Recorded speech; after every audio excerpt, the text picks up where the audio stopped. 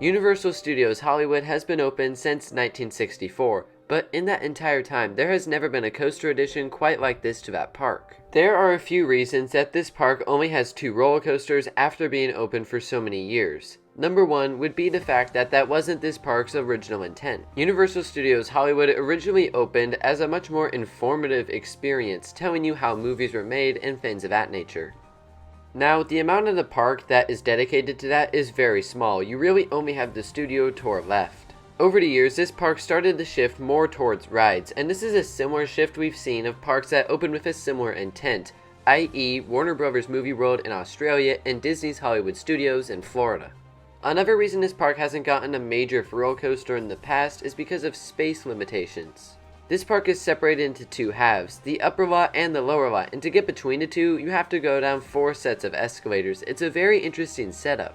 And one final reason they haven't gotten a major outdoor coaster before is sound. Universal Studios Hollywood has sound stages and stuff of that nature right down the hill, so they have to be careful about how loud their attractions are. That might be the biggest reason, to be honest. And you could also say cost is a factor, but to be honest, Universal's throwing out money all over the place nowadays. I mean, they're literally opening Epic Universe and a park in Texas in addition to all the new rides, so I don't really think they care about the spending money aspect. I think the logistics of this project has been the main thing that's kept this from happening. But now it looks like it is finally going to happen, a major thrill outdoor roller coaster at Universal Studios Hollywood, and let me tell you, it looks like possibly the best coaster in California. Huge shout out to parkfans.net for getting this layout out, because this is so helpful to know what a ride is going to look like. Also, big shout out to Amusement Insider for an awesome animation that I'm going to be using throughout this video.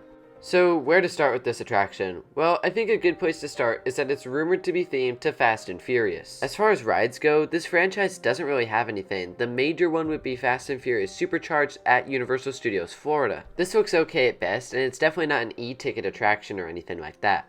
That being said, it feels like the perfect attraction for Fast and Furious would be a launch coaster. Launch coasters are awesome, and there's a lot you can do with a launch coaster in comparison to a lift hill. You can kind of build up to that initial launch if you want to. Now, you could say that this wouldn't be the best addition to Universal Studios Hollywood because they already have a launch coaster in Revenge of the Mummy.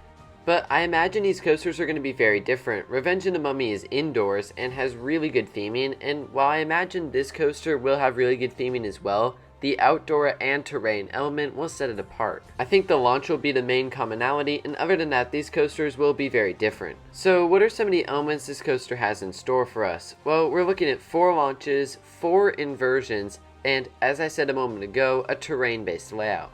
This coaster is going to be going all over the side of the hill, and the station will be in the upper lot, but it's going to go towards the lower lot throughout the layout.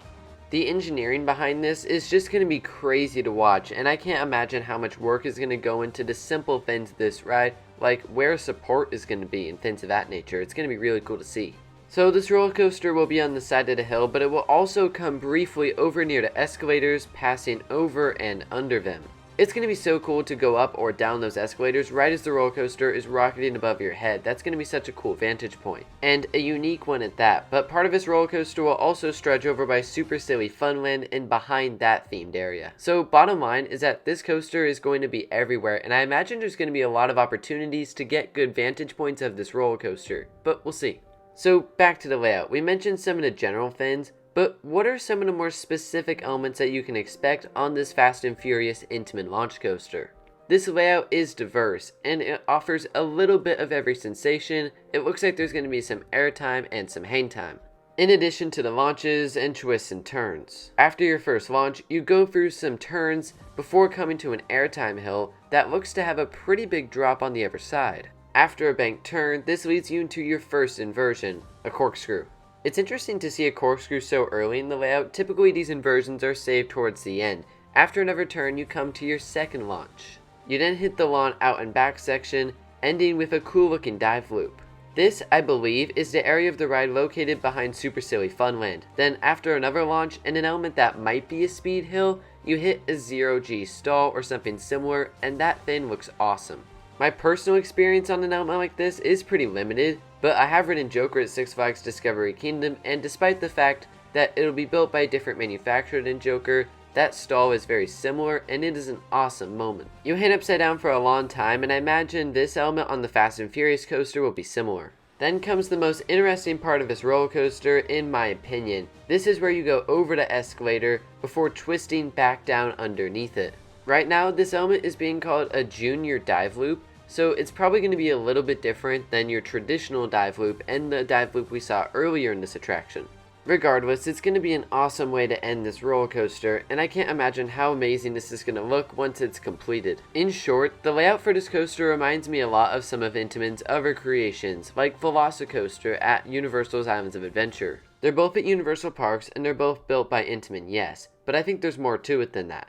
They both have the launches, the airtime hills, the quick transitions, and the mix of inversions, including a stall. From what I've heard, that's one of Velocicoaster's best elements, and as I mentioned earlier, I think that's going to be one of the best elements on this roller coaster at Universal Studios Hollywood. Despite being an outdoor coaster, Velocicoaster is very well themed, and for being at a Universal park, especially Islands of Adventure, this isn't too surprising. So the question is, will Velocicoaster's level of theming translate to the Fast and Furious coaster in the Hollywood location? To be honest, I really have no reason to believe that it won't. Now I know Velocicoaster is kind of on its own tier, but this coaster looks pretty awesome in its own right. So overall, I am absolutely thrilled that we're seeing this investment from Universal for Universal Studios Hollywood because this park needs it desperately. If and when it opens, I wonder how long the line for this coaster is going to be because this park doesn't have very many rides and this is going to be a huge draw, probably the best ride in the park now. So let me know in the comments, what do you think of this addition to Universal Studios Hollywood? Do you think this was the best addition they could have done, or should they have gone with something different? And as always, thank you all for watching, have a wonderful day, happy 4th of July weekend too by the way, and I'll see you next time.